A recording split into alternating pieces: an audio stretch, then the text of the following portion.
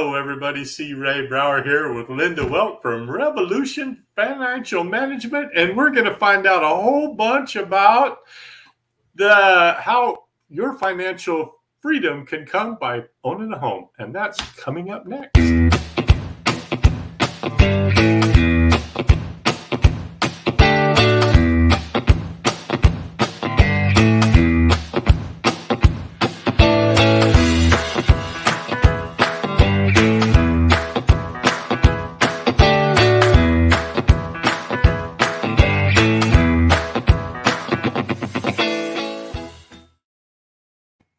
And we're back. Oops, hit the wrong thing there. Let's see. We got to get your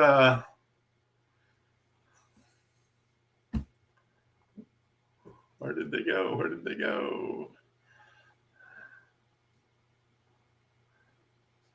Anyway, how are you today, Linda, while I'm sitting here trying to figure this out? I'm great. I'm really good. Yeah. How are you? Trying to figure that out. Very, very good. Been a wonderful week in real estate paradise.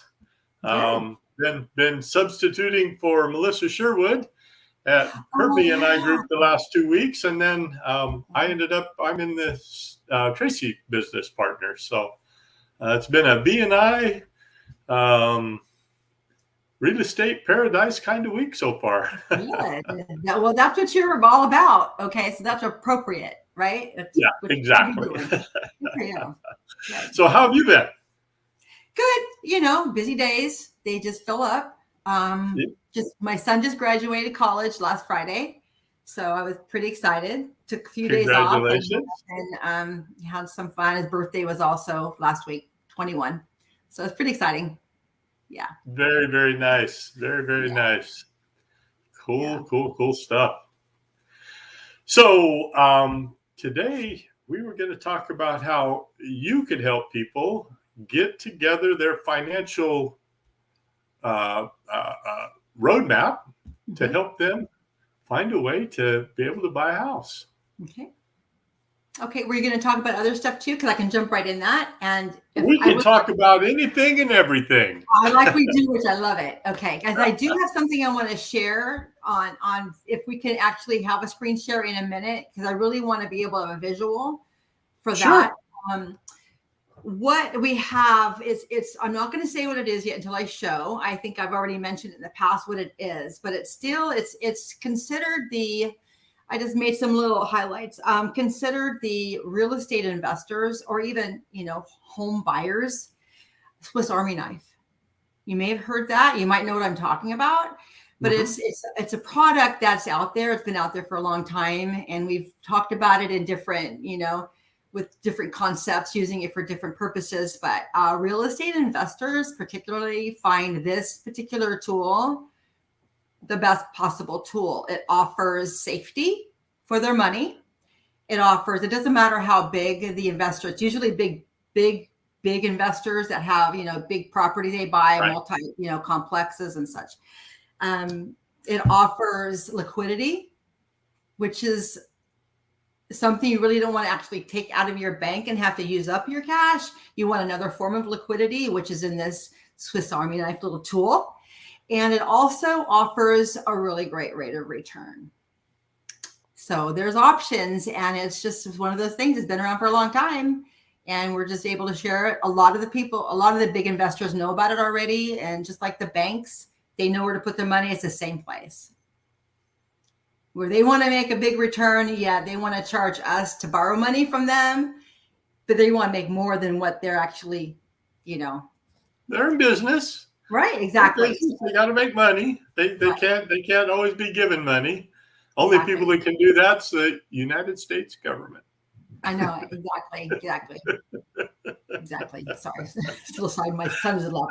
Sorry about that. That's all right. My last one, I got interrupted with my wife trying to scan a QR code on the computer on her treadmill. She came in and handed it to me. I had to stop and fix her phone so it scanned. Yeah, this is real life, working from home in our home offices with our dogs in the background. The doorbell ringing. my window in my office is right at my front door. I can see at my front door. So I, see packages delivered, blinders. Blinders. Yeah. I have that squirrel problem too. I wanted to share though about real estate investing and how the financial services industry facilitates that, and has been for a long time. It's just another one of those things. We just need to let everybody know how it works. Basically everybody's different, needs are different, but the concept is still the same. It's the place to put money to be able to use it is there. Yeah. And you said a really good rate of return. Is it a guaranteed rate of return, or is it a floor and a ceiling? It mirrors a market, but we experience zero loss when the market dumps. It even drops just a little bit. We experience all the rise. So it's like a ladder effect. The floor is like a 0.75. I have it right here on this, but people can visualize if I can talk, colorful enough to create a picture. No, I mean, if you'd like to screen share, I'll pull the overlay off down in your settings. You can share your screen. So I think let me just try and explain it, and you tell me if it's not clear, and we can just do a visual. Okay. Cool.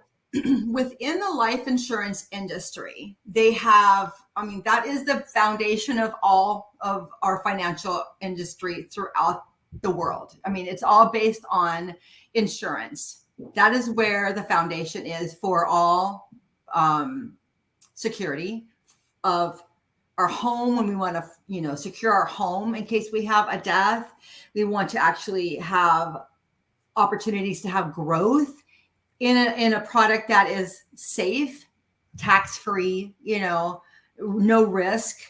We want to, there's just so many things we want to be able to do, but with insurance, that's the foundation no matter what. And it's life insurance. And people hear the word life insurance and it's like that old, I don't get it. Maybe the millennials and even the newer, younger people, they don't have that stigma about life insurance, but it is the foundation of financial security on any level, from just a regular household to major corporations and their ability to have liquidity and returns higher than what you can get in a bank or even other investment type of situations, right. Especially the stock market, which has its place 100%, great in a portfolio, but a lot of times we don't want to even have that risk. We don't want to risk our liquidity money at all. We need that. And that's why the Swiss Army knife is the indexed universal life. Okay. It's a product that has flexibility, it's a security, and it's all regulated by the IRS, but it's because IRS codes allows these things to take place on how we can use our money that's in it. Okay. For real estate investors, particularly, they use this as, like I mentioned, the liquidity. They will, if it's properly funded, an indexed universal life policy, IUL, we call them an IUL, properly funded, they are massive tools in small or large, always large real estate investors is a no-brainer. It's just an automatic piece. That's automatic for them. Automatic. It just doesn't make sense not to. You have a floor of 0.75. Now this, I'm going to be speaking on Transamerica's FFIUL, which is the leading IUL product out there right now. And it has been for years and probably will continue because it's just, the fees are just minimal and none actually in an IUL when you want to borrow against money. And I'll explain that quickly or clearly and quickly if I can without the visual. Yeah. It has a floor of 0.75. So if the market drops, even as we mirror the market, if the market drops, we don't experience that. If it's at 6% and it drops to 4%, we're going to follow the market, but we'll never, ever have a loss. We will not dip below and lose a dime. 0.75 is our floor. The ceiling right now, it was higher before COVID. The ceiling right now is 13%. So we will always follow up and we'll level out when it goes down. So if we're up at 6, it goes down to 4, we'll stay at 6 because it's in an index universal life. You won't drop. You'll level out. It's truly a ladder. And when it won't increase in value. Right. It'll stay where it's at. So right. if it was, I guess the best way, and just correct me if I'm wrong, because I want to make sure everybody's understanding.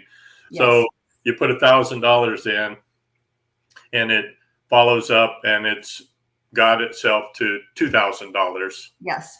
And the stock market drops 4% down to 4%. Takes a 4% loss. You keep your $2,000, but it doesn't go up anymore until the stock market starts back. Exactly. So we have experienced no loss, and that's big money when you're having to deal with big money in the stock market, right? It's just part of the security with what IRS, the code, the 162 code that goes with it. It's just part of that process of having that ability to not have a loss. The average rate of return on an IUL in general over the 20-year period averages 8%. What you're able to do in an IUL policy is, and it's a tool, it's not an insurance policy, it is, but it's just a massive tool. You're able to borrow against it on your own funds you have in there, which you'll borrow it. You'll have a fee of maybe 1% or 2%, but then the company credits back that percent. So you're paying 0 on borrowing your own money, which is the way it should be, right? Right. You won't find that anywhere else. It just doesn't happen. You're also able to, if you want to borrow, like if it's Transamerica, you want to borrow their money and let your money keep building because it's on a higher rate of interest, return, compounding. Why would you take your own money and lose that if it's at 8%? Let's say the average 8%. They will lend 5% for money. So a lot of these investors will never think about taking their own cash. They will borrow the insurance company's money at 5% while money is still stockpiling on their, investments within this policy at the 8%.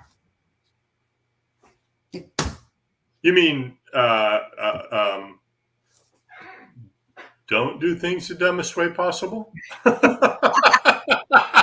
It's one of those things that people are not aware. People are not aware. Big money is aware because that's how they operate. Yeah. They already know all these tools that are available, but they're available to small investors. They're available to individual people, households. This is a great, great tool for someone. I want anyone, but it's someone starting young and they want to fund their IUL to have it used for, I think I mentioned in an episode or two ago, for a down payment on a house. They can borrow their own money in the policy at 0% when it comes in and out, the washout, 0% for a down payment. Let's say they have $100,000 in their policy. They can borrow $50,000 for a down payment and pay 0 interest on that down payment. They could borrow money from the insurance company itself again and still have 5%, but sometimes that doesn't make sense if you can get it for 0 unless it's a higher rate on the loan that they're getting if they have to finance that loan. So there's ways around. So when you're borrowing, so back to the $100,000, you got $100,000 in it. I decide that I want to borrow some money. Can only borrow to the 100,000. Is that correct? If that's what you have in it, yes. Or you can borrow more, but would be maybe off the death benefit. Okay. It means your death benefit would be less if something unforeseen happens and you act, because it is tied. It has a death benefit that goes along with it as well. That's just another one of the Swiss Army knife pieces. Yeah. So that I knew, but just so everybody's clear and I'm clear, big investors got $10 million in there. They're not going to borrow their own money. They're going to borrow from Transamerica. Yes. At 5%. Correct. They've got $100 million in there. Can they borrow 200 at 5%, or they can only borrow up to their? They can't go higher than their policy value. Like if they have, $10 million value on their policy, they can't go higher than the borrowing 10 million. Okay. Yeah. Okay. That's what I thought. I Yeah. just wanted to make sure I was clear, because if I wasn't clear, probably other people weren't clear too. So. Right. Okay. Cool. Thank you. Yeah. Very, very nice. And this actually shows it also. And it's another one of those things that I'm going to read this since I'm not showing it. It's another one of those things that when it's attached to a life policy, it has all the other benefits that go along with it. A person can have riders attached to it. So it just has so many more options other than just, helping the real estate investment. But that's a big piece for the real estate industry and investors. Sure. It's really tool.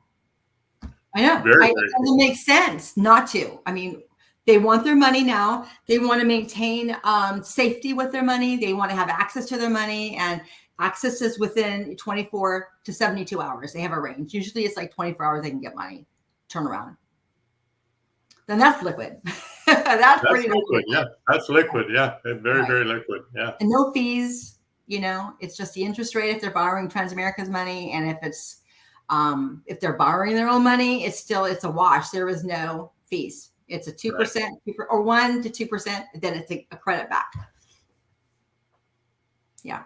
Very cool. Very cool. Yeah. Brings me to thinking about some of the internet people that have reached out to me as a realtor to purchase property. Yeah. So far, I think 4 now that have reached out, want to move into the area. Sacramento is mostly, there's been a couple that wanted Stockton, but it always comes up to, I'm paying cash. Really? Cash is good. You're gonna buy a $3 million home for cash. Yeah. Right. Okay. You told me you're an investor. Yeah. So how does that make sense to, I don't understand. Well, interest rates are ridiculous. So you would have paid 2 years ago, you would have not paid cash. You would have went ahead and, okay, I guess. But explain to me how you're telling me you're making 30 to 800. I've been told 800% on your money investing in crypto. How that makes sense to take your cash that you could be investing and making 800%. Because you don't want to take out a 7% loan? Maybe it's me. Or maybe they just don't know about the IUL. Probably not. Or they're just one of the S words. Or they're a scammer. These darn people out there. Oh, because yeah. I can imagine that kind of money not having these tools out, because they have money managers. That's the benefit of having a lot of money, is they always seem to go to their money managers to tell them what to do. They don't need, this is available to anybody. They just need to know that it's available. And there are some investors that have no clue. They're just doing their own thing. They're doing their own thing and doing what they can. And they're getting loans all over the place because that's what they know to do. Right. But if they have a max funded IUL for the purpose of what they're doing with the real estate investing, it's beautiful. Yeah. Wow. Past beautiful. Yeah, I know. What can you say? It's just like, whoa, right? Yeah. Yeah. Don't make me sing. Okay, that's going to be a big problem. It's not going to be good. That was the best I could do. So, yeah.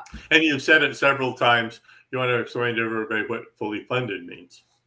That means you can put the maximum amount that is allowed in that policy. And with insurance, there are regulations and there's restrictions. Because they pay so well, the interest rate is historically really good.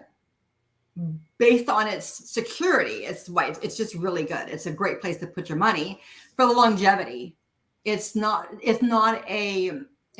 meant for, because of the length of time that you would like to have it, just keep growing and growing and growing. The more if you can max fund it, which it depends on the face value of the policy, the higher the face value, the more you can max fund it. So, like a $10 million policy is something that they'll use for, real estate investment companies that are larger. So they can max fund it and they have that interest rate on that big money that they're putting in. Right. Yes. Right.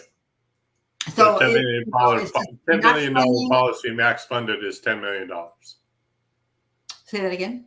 I say a $10 million policy, an IUL, for $10 million, max funded is putting $10 million in. No, that's not what the growth will be. Yeah, I mean, you want to have, if you haven't, I need to be able to illustrate because I can't illustrate verbally. It's something that I have to show. Maybe I can show that next time.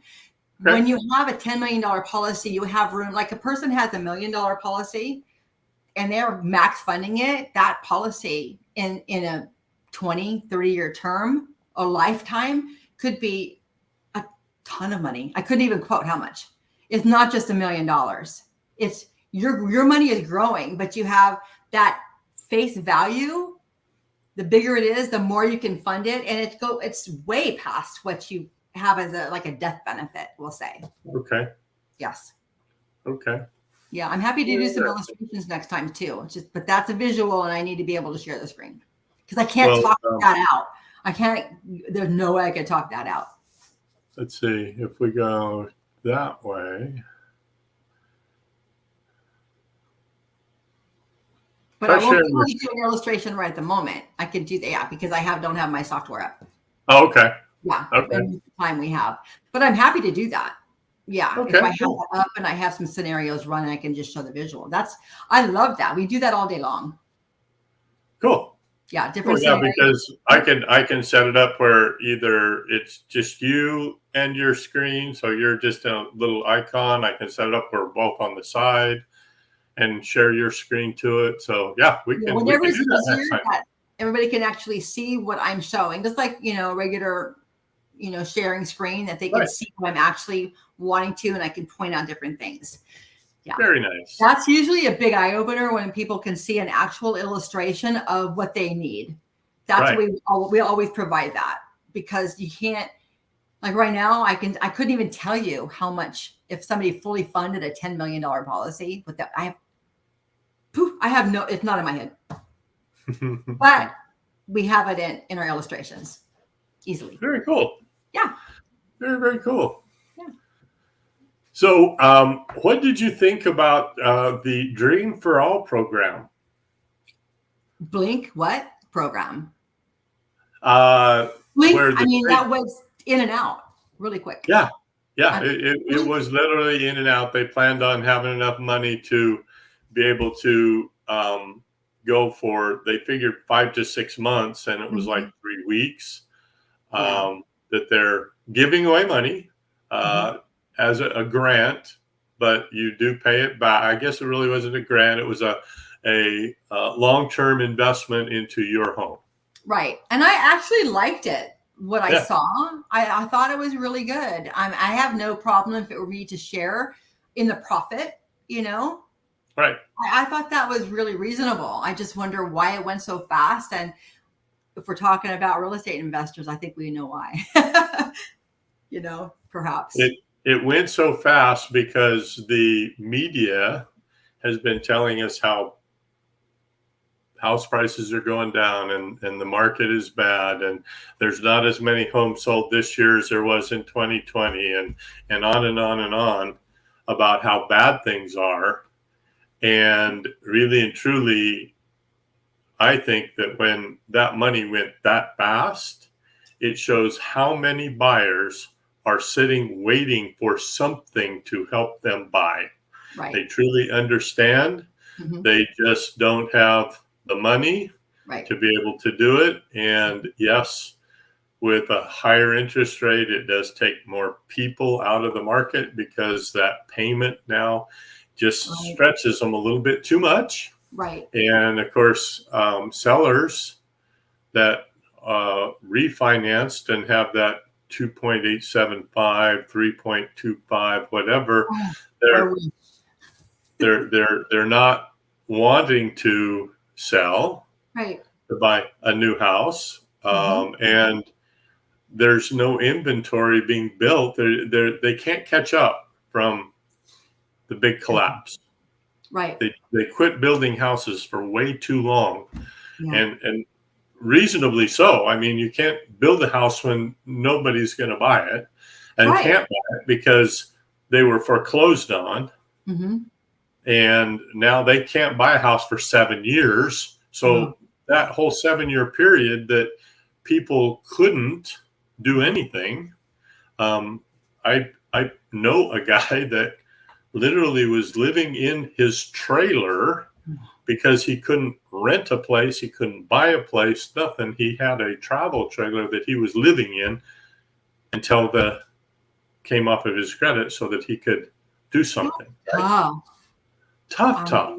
That's a story out of how many? That's tough. And they're human beings living in these situations.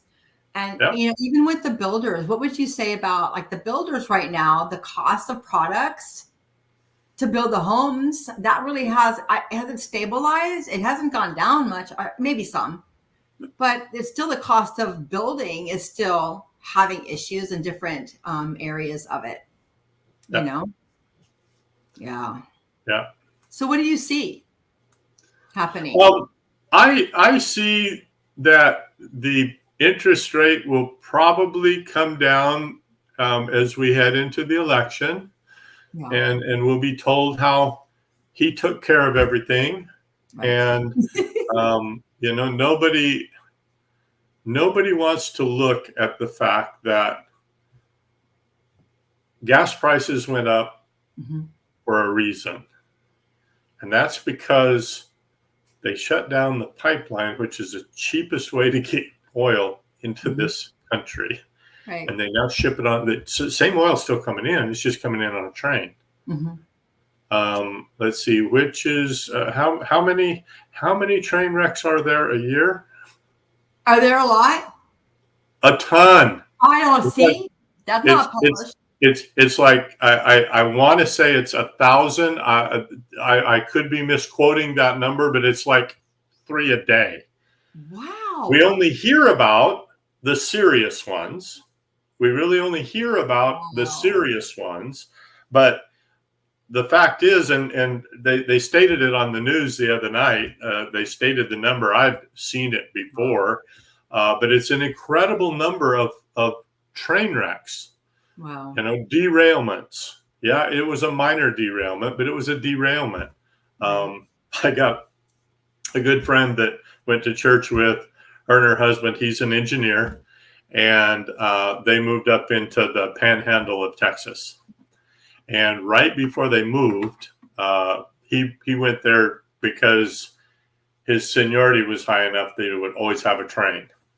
And he wouldn't have to sit on the other end and wait if he got to the other end and wait for his number to come up. So they transferred there, happy. They built the house. Everything's wonderful. But right before they left, there was a train that blew over. The wind up there in North Texas gets so strong. It wasn't a tornado. It was a windstorm, and it blew a 3 mile or 2 mile, however long, a whole train. Oh, did we hear about that? That could even happen. Did we hear about that? No. I would have only heard about it because my friend told me. Was it a big thing on the news? Oh my God, the train blew over? No, because it didn't have a big enough purpose. They don't want to share what they're doing in the back scenes. Right. Blew out in the middle of nowhere, so it didn't create any problem for a town or there wasn't any. It was probably a toxic spill, but it didn't affect anybody. Right. But if they did, they're just hush hush. A train. Wow, that's sad. A train. Who would have thought a train could blow over, though? I mean, the heft of it. I mean, who would have thought a train could? And who knew that kind of wind took place in Texas? I have no idea. I mean, I've never heard it. Just like you didn't think a truck could blow over, but boy, I saw a whole bunch of them. Really? Oh my 18 God. years ago, just coming off the grapevine. Wind was blowing across I-5, and there was trucks tipped over on both sides of the freeway. I can see that with the truck and the profile they have, and depending on their load, I can see that. But a train, I know it could be tippy too because it's on little rails, but it's just so much heavier. The whole structure of it. But I guess when you tip one part, then it all kind of falls. That's it. They're hooked together pretty solid, and it just takes one to get it started. Down, all the momentum that takes over. Bit dominoes, right? Oh, it's not funny. I'm sorry. But yeah, I think that interest rates will come down. Yeah. We're not going to stop the housing shortage. Yeah. Anytime soon. There's just not a way to do it. Unless they quit giving our money away everywhere else, but that's a whole different subject, right? Don't open up that can of worms. Yeah, exactly. Quit doing things the dumbest way possible. That takes all the fun out of it, It's hard to be smart all the time, right? Exactly. Well, we have come to the end of our time. I always love talking to you, Linda. Thank you so much for coming on and sharing your knowledge with everybody that tunes in. And even those that don't, we're going to start making sure we get some more people tuning in. You go out and be the sunshine in somebody's rainy day. And since we didn't get your scroll done because I lost it over there, you want to give everybody your contact information? Yes, 209. My number is 209-747-9536. Just give me a call or a text. Happy to answer any questions. Perfect. And if anybody didn't catch that, mine is right there. You can always get hold of me. Again, all of you go out and be the sunshine in somebody's rainy day, and never forget to see Ray to find your perfect home. We'll talk to you all real soon. Thanks again.